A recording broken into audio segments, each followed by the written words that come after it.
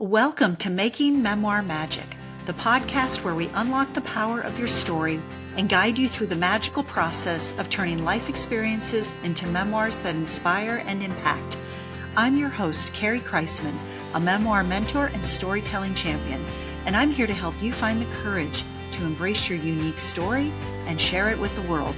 Whether you're just starting out or refining your final draft, this is the place to be for practical tips, inspiration, and the encouragement you need to write the memoir only you can tell.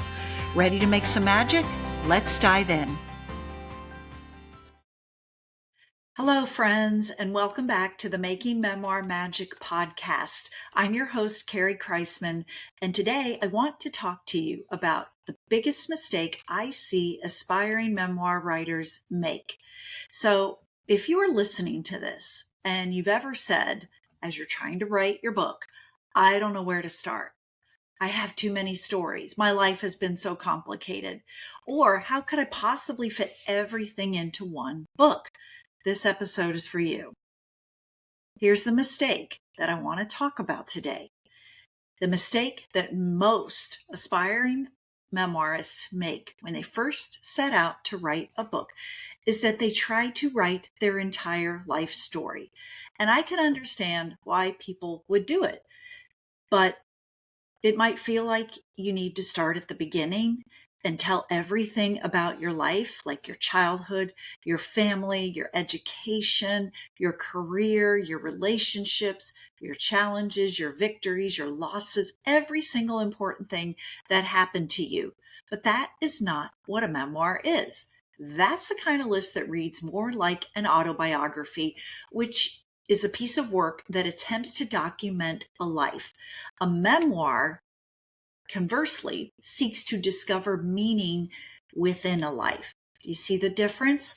Two vastly different goals. One is not right or wrong, but you can't attempt to tell your whole life story and call it a memoir. That is not what memoir is, and that is not why someone is going to come and want to read your story. Okay, so one of the favorite reminders that I have for aspiring memoir writers is this. Your memoir is not about everything that happened to you. It's about what changed you. So when you start to view writing through that lens, it changes how you approach your memoir and the stories that you tell and the theme of what your memoir is. So let me say that again for emphasis. Your memoir is not about everything that happened to you. It's about what changed you. That single idea can change the way you approach your book. Your memoir also tells the poignant moments that contributed to that change. All right.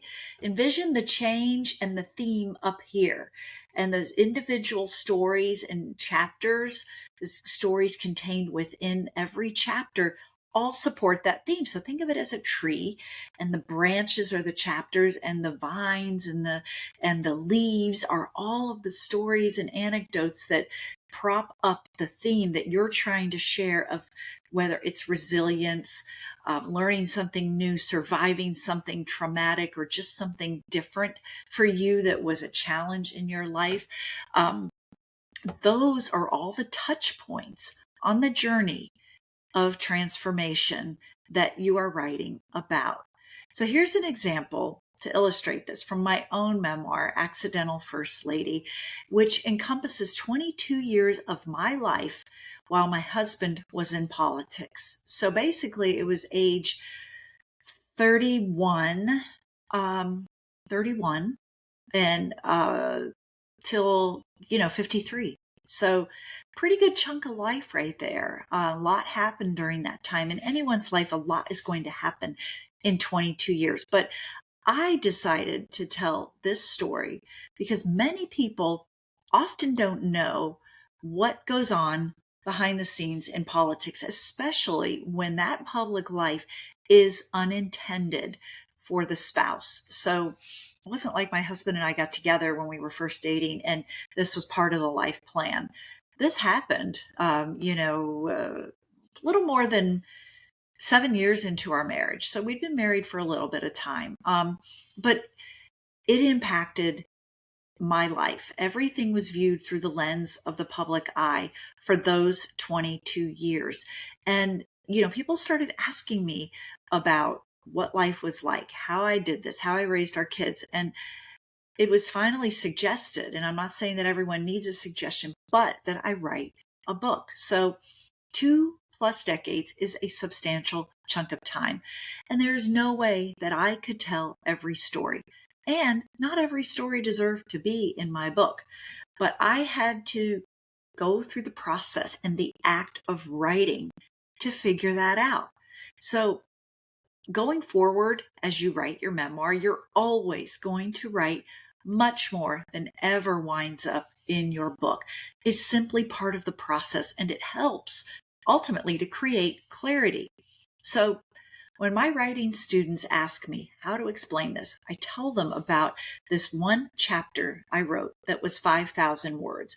Now, if a chapter deserves to be 5,000 words, then use every single one of those words. But when you write, every word has to earn its place in your book. All right. So I had written it. And when I submitted those chapters to my editor, he questioned the placement in the book. He read undertones that were coming through my words, that I was trying to mask certain things and be kind and not sell anyone out. This was not a tell-all. This was not throwing anyone under the bus, because politics is nasty, as we know. It was my story, what that life meant for me. And in that chapter that was 5,000 words, one moment was 5,000 words. I was sharing a time that made me feel dejected as a political spouse. And I was trying to tell the story without naming the person who spoke certain words to me.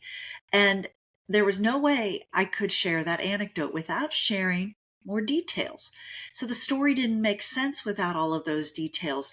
And like I said, the goal of my book was not to mention by name people who either hurt me or hurt my husband, but I also needed to remember why I was writing the book and the journey that was being told from novice political spouse to seasoned, confident public figure in my own right. So for me, that was my journey and my transformation and the story I was telling.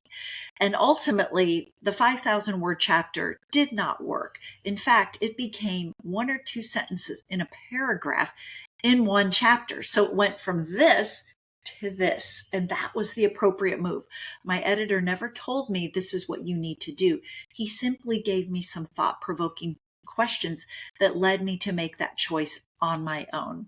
And that's the mark of a good editor as well. They are not there to write your book for you. They're there to guide you and obviously correct certain things, but ultimately guide you to hopefully put out the best piece of work that you can put out. But what I had to do in going back to the process was I had to write all of those other words that were never shared just so I could get to that one point. So don't be surprised if during this process you do try to include everything and it makes you feel overwhelmed. That is natural. We all have so many memories and stories and many directions that our memoir could take. So what happens, however, is that you sit down to write and you immediately feel stuck because you know all of that, but you don't know what to do with it. There is no organizing thread. So imagine dumping thousands of pieces of from a puzzle onto a table and then trying to create a picture without knowing what image you're building. All right. Let's say you don't have the box there and you're just looking at this puzzle and like saying, what do I do? Where do I start? That's what writing a memoir without a central focus feels like. So the strongest memoirs don't tell us everything about someone's life. They focus on a specific transformation. I've told you what mine is earlier in this podcast, so I don't need to reiterate that. And plus, this is about what I can do to help you in the process. You know about my book. You know it's there. If you want to read it, take a look at it, go for it. I hope you love it. But what I want you to do is, as you move forward in your writing, is think about some of the memoirs that you have loved. What stood out in those memoirs that made them memorable? Think about it. It wasn't the author's entire life story. It was part of their story. It was the journey, the change, the questions they were trying to answer, the challenges they were trying to overcome, and the lessons they were learning. Readers connect to transformation. They want to see how a person moved from one version of themselves to another. They want to witness growth. They want to find meaning. And that's why memoir works so beautifully. A memoir says, here's who I was. Here's what happened. Here's how it changed me. Here's what I understand now. That's the heart of memoir, not documentation, but meaning. When I collaborate with aspiring authors, many arrive carrying decades of memories, some 40 years or 50 years even. I recently worked with an author who is 83 years old. Imagine the breadth and depth of life that she brings to the page. But they also believe that every story matters equally. But the truth is, not every story belongs in your memoir. And what I do is I help guide them to the place where they can uncover and unlock through their own deduction and writing and process what their one true story is that they want to tell. So as you move forward, instead of asking, how do I fit my entire life into a book? Start asking, what story am I really trying to tell? That question changes everything. Once you identify the transformation, you can begin selecting the stories that support it. Think of your memoir like a movie. Every scene doesn't exist simply because it happened. Every scene exists because it moves the story forward. The same is true in memoir. A story belongs because it helps readers understand the journey. It reveals character. It deepens conflict. It illustrates growth, and it creates meaning. If it doesn't serve the transformation, it may be a wonderful memory, but it doesn't necessarily belong in the book that you're writing. I always call those the you had to be there moments. Fun to remember, but not always necessary for your memoir. Choosing what to leave out is just as important as choosing what to include. One of the most powerful ways to create structure in your memoir is by identifying defining moments of your life. Defining moments are those experiences that shape your thinking, the moments that altered your perspective, changed your direction, and challenged you to become someone new. When you can identify those moments, the fog begins to clear and your memoir will start to reveal itself. The organizing thread emerges and you begin to see which stories support the journey and which stories are simply background information. So instead of feeling overwhelmed by thousands of memories, you begin to work with a handful of meaningful turning points. And that's when writing becomes more manageable and more compelling for your readers. Readers don't need every detail of your life. Remember, they need the moments that matter, ones that illuminate something universal. They're looking for moments that help them see themselves inside your story. And those are the moments that reveal truth. So if you're struggling to start your memoir, I want to encourage you to stop asking, how do I tell my whole life story? And instead ask, what changed me? What experience transformed me? What challenge reshaped my identity? What season of life taught me something important? What defining moment still echoes through your life today? I could answer those questions right now about my book if I was asked. And I hope that by listening and approaching your memoir in this way that you can too, and you will someday, someday soon, I promise you. The answers to those questions that I just stated often point directly to the memoir that you are meant to write. So there you have it. That's the one biggest mistake. And if you listen today, I want to say thank you and take what I said and run with it and use it. I promise it'll change how you approach writing your memoir. And thank you for spending that time with me today. I know that your time is precious and I appreciate you. And as always, I believe in you and the value of your story. I believe that it deserves to be told and that you are indeed the best person to tell it. So keep writing. And thank you again.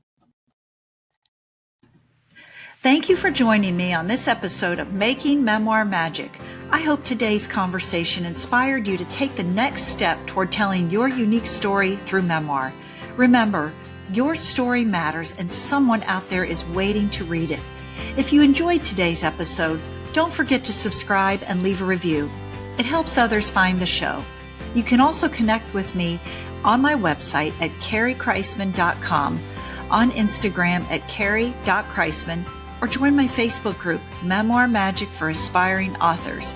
You'll get more tips and inspiration on your memoir journey. And each Wednesday, I host a Memoir Magic write-in where you get to join other writers to accomplish the often arduous task of getting words on the page. Until next time, keep writing, keep sharing, and keep making memoir magic.